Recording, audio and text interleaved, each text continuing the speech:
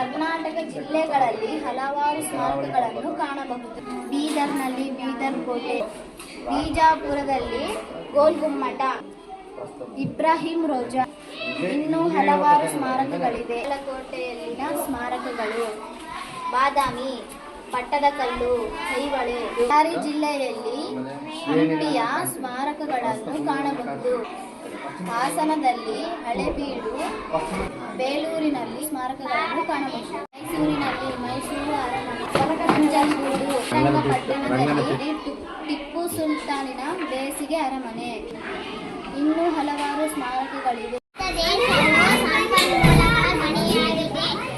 ಹಲವಾರು ನದಿಗಳು, ಬೆಟ್ಟಗುಡ್ಡಗಳು, ಸಂಪನ್ಮೂಲಗಳು, ಪರ್ವತಗಳು, ಪ್ರಸ್ಥಭೂಮಿಗಳು, ಶ್ರೇಣಿಗಳನ್ನು ಕಾಣಬಹುದು.